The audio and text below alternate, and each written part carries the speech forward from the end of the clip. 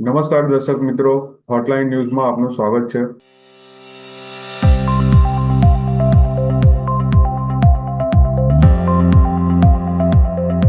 સુરતમાં અચાનક રાતોરાત સુરત મ્યુનિસિપલ કમિશનરની બદલી. આ સમાચારે પૂરા સુરતવાસીઓમાં ચર્ચા જગાવી છે. ત્યારે હાલ શાલિની અગ્રવાલ, જે પૂર્વ હવે કહી શકાય મ્યુનિસિપલ કમિશનર, એમના કાર્યકાળને લઈને પણ ચર્ચાઓ શરૂ થઈ છે કે એમણે પોતાના 3 વર્ષમાં જે કાર્યો કર્યા છે તે કેટલા યોગ્ય હતા. અને આજ એમની કામગીરીને લઈને આપણી સાથે લોકસત્તા જનસત્તાના ન્યૂઝ એડિટર રાજુભાઈ સાળુંકે છે, ચર્ચા કરશે. રાજુભાઈ, તમે જે અહેવાલ આપ્યો હતો સુરતમાં જે સૌથી મોટું કચરા કૌભાંડ થયું હતું ને એને લઈને જે મ્યુનિસિપલ કમિશનરે જે કામગીરી કરી હતી એના વિશે તમારે શું કહેવું છે? મારે કચરા કૌભાંડ બાબતે મારે એટલું જ કહેવાનું હતું કે જે એજન્સીને આપણે કચરાનું પ્રોસેસિંગ માટેનો ઇજારો આપવામાં આવ્યો હતો મ્યુનિસિપલ કોર્પોરેશન દ્વારા, તે વાપીની સીડી ટ્રાન્સપોર્ટ કંપની છે. એણે સમગ્ર સુરત શહેરમાંથી દૈનિક ધોરણે 2500 મેટ્રિક ટન કચરો ઉઠાવીને ખજોદ આપણી ડિસ્પોઝલ સાઇટ છે ત્યાં લઈ જઈને એને કચરાનું વૈજ્ઞાનિક ઢબે પ્રોસેસિંગ કરવાનું હોય છે. અને એને 3 વર્ષમાં મેક્સિમમ 213 કરોડ ચૂકવવાનું ઇજારો હતો. અને 3 વર્ષમાં મહત્તમ 30 લાખ મેટ્રિક ટન કચરાનું એને પ્રોસેસિંગ કરવાનું હતું. પરંતુ આ સીડી ટ્રાન્સપોર્ટ કંપની દ્વારા કચરાનો વૈજ્ઞાનિક ઢબે પ્રોસેસિંગ કર્યા વિના ઘણો બધો કચરો એને સુરત શહેરની બહાર એને બારોબાર નિકાલ કર્યો અને એની ફરિયાદો થઈ હતી. મહુવા તાલુકાના કાંકરિયા ગામે એને ખેતર માલિકની જમીન ઉપર એને હજારો ટન કચરાનો બારોબાર નિકાલ કરી દીધો અને એ કૌભાંડ પકડાતા એને એ બાબતે ફરિયાદ પણ દાખલ થઈ છે મહુવા પોલીસ સ્ટેશનમાં. હવે આ થયું એ કચરાનું. ત્યાર પછી આના સંલગ્ન એમાં વધારે ઇન્વેસ્ટિગેશન કરતા આપણને ખબર પડી કે સુરતને સમગ્ર દેશમાં સ્વચ્છતામાં નંબર 1 ને એવોર્ડ મળ્યો છે. તો જો કચરા કૌભાંડમાં બારોબાર જો કચરો આ રીતે નિકાલ કરવામાં આવતો હોય બિનવૈજ્ઞાનિક ઢબે, તો પછી આ એવોર્ડ આપણને મળ્યો કેવી રીતે? કારણ કે સ્વચ્છતા સર્વેક્ષણમાં કચરાનું પ્રોસેસિંગ પણ એક મહત્વનો એક હિસ્સો છે, ભાગ છે, કે જે આપણે 100% કચરાનું પ્રોસેસિંગ વૈજ્ઞાનિક ઢબે કરીએ છીએ અને એના માર્ક આપણને એ મુજબ મળતા હોય છે. હવે એના માટે સુરત કોર્પોરેશને Brain About Infosol Private Limited નામની કંપની હાયર કરી હતી.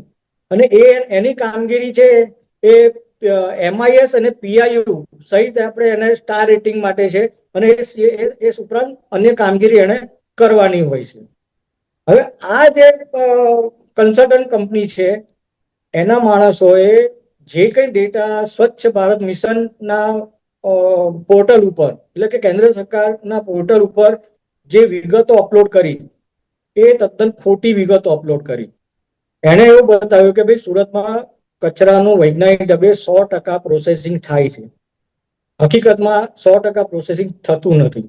અને જ્યારે આ બહાર આવ્યું અને ત્યારે ખજોદ ખાતેની જે ડિપોઝિટ સાઇટ છે ત્યાં તપાસ કરવામાં આવી તો ઓછામાં ઓછું 14 થી 15 લાખ મેટ્રિક ટન કચરાના ડુંગર ત્યાં જોવા મળ્યા હતા. એનો મતલબ એ થયો કે 3 વર્ષમાં કે જેણે 30 લાખ મેટ્રિક ટન કચરાનું પ્રોસેસિંગ કરીને નિકાલ કરવાનો હતો, એને જગ્યાએ 14 થી 15 લાખ મેટ્રિક ટન તો આ ડિસેમ્બર જાન્યુઆરીમાં ખજોદ ડિસ્પોઝલ સાઇટ ખાતે જોવા મળ્યો. એટલે એને કચરાનું પ્રોસેસિંગ કર્યું નથી 100%. અને આ જે કન્સલ્ટન્ટ એજન્સી છે brain About Infosol Private limited, એણે પણ ખોટા ડેટા અપલોડ કર્યા.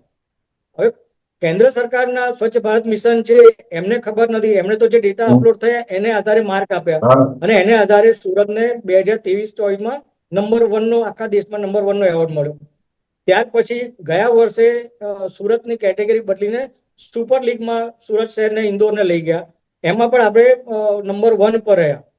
એટલે 2 વર્ષથી આપણને જે દેશમાં નંબર 1 મળે છે એ બિલકુલ ખોટી રીતે મળે છે, ખોટી માહિતીને આધારે મળે છે. એ વસ્તુ પ્રસ્થાપિત થઈ છે અને એટલે આ સુરતનો જે એવોર્ડ છે નંબર 1 નો, એ મારી દ્રષ્ટિએ ખોટો છે.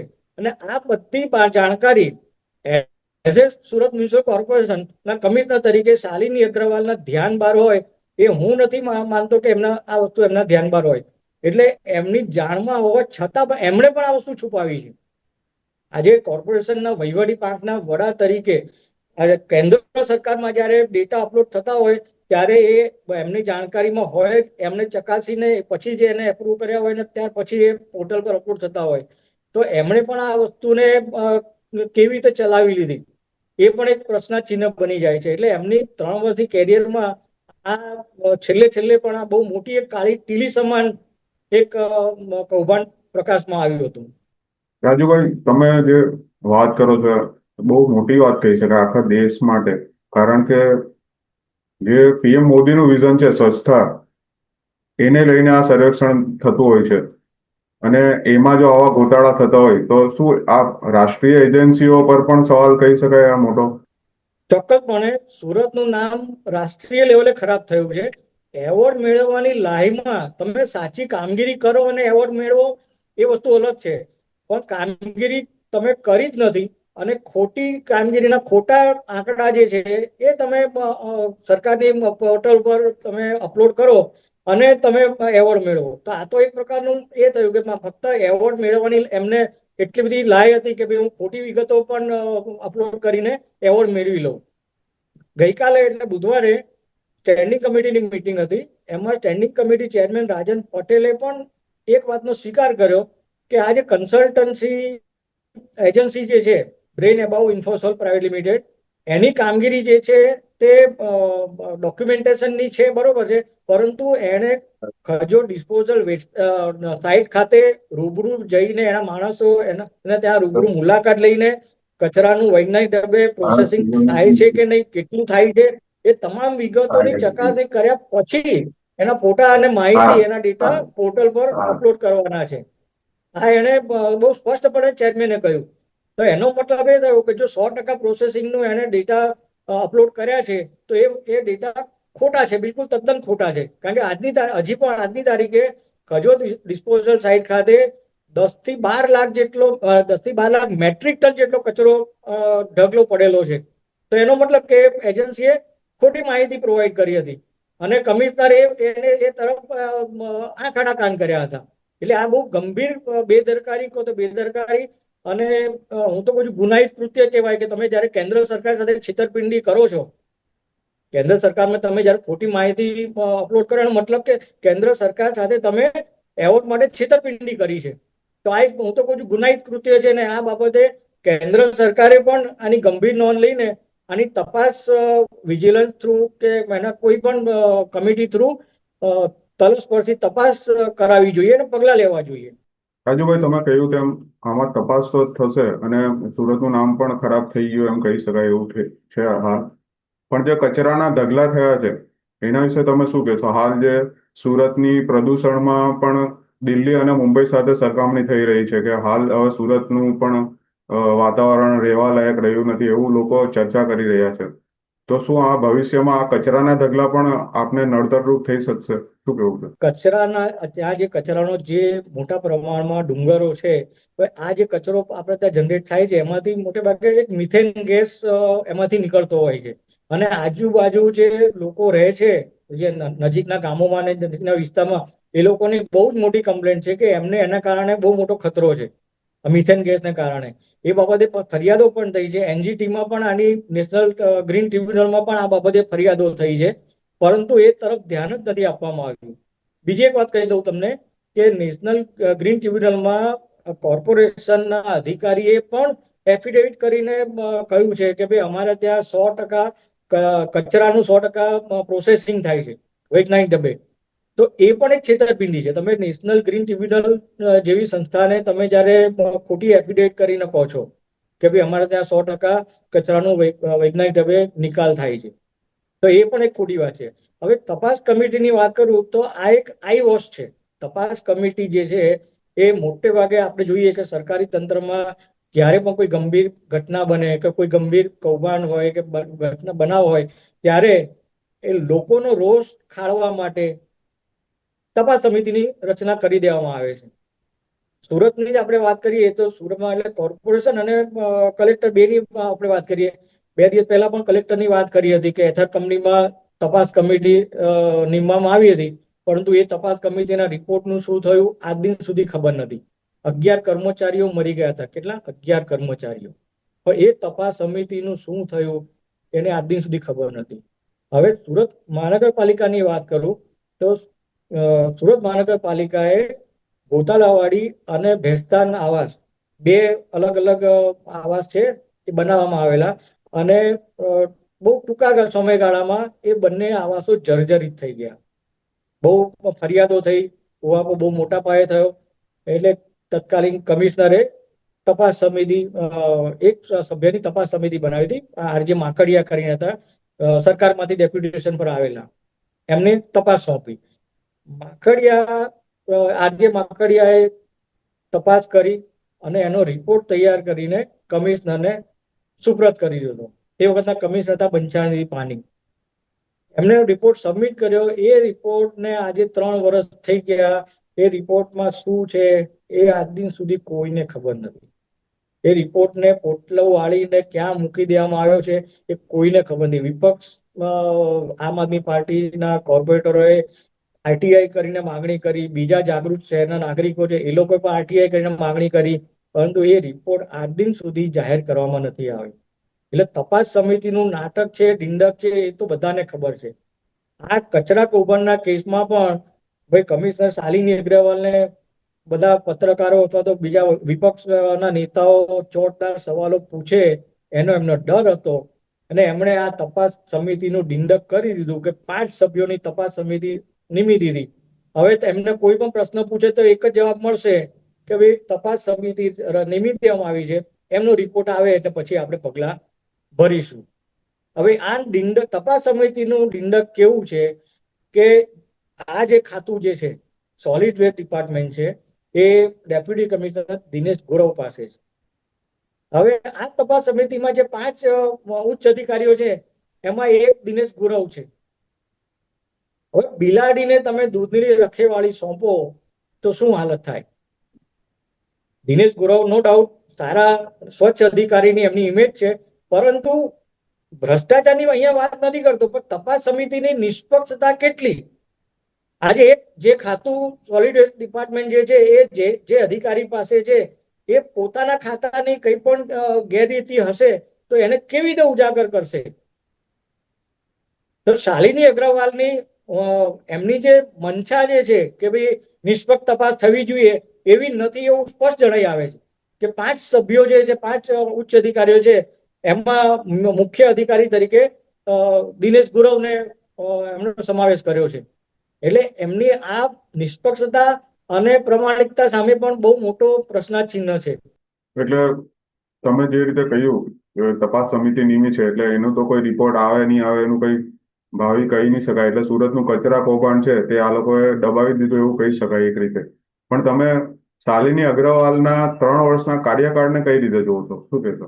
શાલિની અગ્રવાલના કમિશનર તરીકેના 3 વર્ષના કાર્યક્રમમાં નો ડાઉટ એમણે 15-17 એવોર્ડ મેળવ્યા છે. એટલે હું મારા અહેવાલમાં લગભગ એમ લખતો હોઉં છું કે એ એવોર્ડ જીવી છે. બરાબર. એવોર્ડ જીવી એટલા માટે કહું છું કે એમનું લક્ષ્ય મોટે ભાગે એવું જોવા મળ્યું છે કે કયા ડિપાર્ટમેન્ટમાંથી ક્યાંથી એવોર્ડ મળી શકે, અને એવોર્ડ લક્ષી કામગીરી મોટે ભાગે કરતા હોય એવું જણાય છે. ખરેખર તો સુરત મહાનગરપાલિકાના કસ્ટોડિયન તરીકે એમણે પ્રજાની સુખાકારી માટેના નિર્ણયો લેવા જોઈએ કે સામાન્ય જનતાને શું જોઈએ છે, એમને કેવી રીતે સુખ મળી શકે, એ જોવાને બદલે એમનું મોટે ભાગે ધ્યાન એવોર્ડ મેળવવા માટે છે.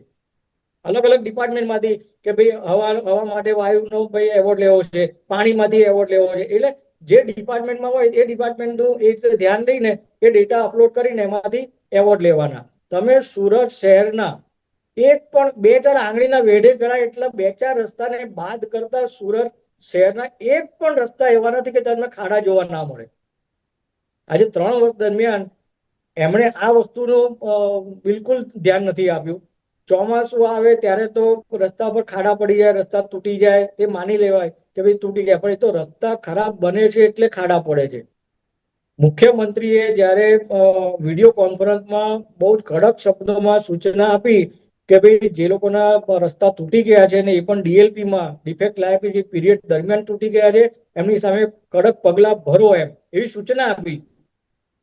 તો કમિશનર શાલિની અગ્રવાલે સુરતના જે મોટા કોન્ટ્રાક્ટરો છે 10 કોન્ટ્રાક્ટરો એમની પાસેથી 10 લાખ રૂપિયાનો દંડ ખાલી વસૂલ્યો, માત્ર 10 લાખ રૂપિયા. એ સિવાય એમને બ્લેકલિસ્ટ કરવાની કે બીજા કોઈ પગલાં લેવાની એમણે કોઈ ઈચ્છા શક્તિ દર્શાવી નથી. ને એનું પરિણામ છે કે આજે સુરતના તમામ રસ્તા મોટાભાગના એ ખાડાગ્રસ્ત રસ્તા છે, વાહન ચાલકો ત્રાહિમામ પોકારી ગયા છે. બીજો મુદ્દો ગેરકાયદેસર બાંધકામોનો છે. ગેરકાયદેસર બાંધકામો માટે લોકો કે કોર્પોરેટરો ફરિયાદ કરે ત્યાં સુધી ઠીક છે. ભાજપના ધારાસભ્યો અરવિંદ રાણા, કિશોર કાનાણી એટલે કુમાર કાનાણી એ લોકોએ ગેરકાયદેસર બાંધકામની ફરિયાદો કરી છે. સંકલન મિટિંગમાં પત્ર લખીને ગેરકાયદેસર બાંધકામોના નામ જોગ કરે છે કે આ વોર્ડમાં છે, અહીંયા આ ઝોનમાં છે ગેરકાયદેસર બાંધકામો. પણ એ બાબતે માત્ર એસઓપી બનાવ્યા સિવાય શાલિની અગ્રવાલે નક્કર પગલા કોઈ જ લીધા નથી. તમને એ વાતનો આશ્ચર્ય થશે કે રેસિડેન્શિયલ કોઈ થોડું ઘણું ગેરકાયદે બાંધકામ કરે તો એને લોકો ઓવરલુક કરે છે, પણ જ્યારે હોસ્પિટલ 2 માળની હોસ્પિટલ છે ડભોલી 4 રસ્તા પર, સોનાલી અને બેલડિયા હોસ્પિટલ છે, એને પ્લાન જ મૂક્યો નથી. પ્લાન મૂક્યા વિના મંજૂર કરવાની વાત તો પછી આવે, પ્લાન પણ મૂક્યો નથી અને 2 માળની હોસ્પિટલ બનાવી દીધી. આજે 3 વર્ષથી આ હોસ્પિટલ ધમધમી રહી છે.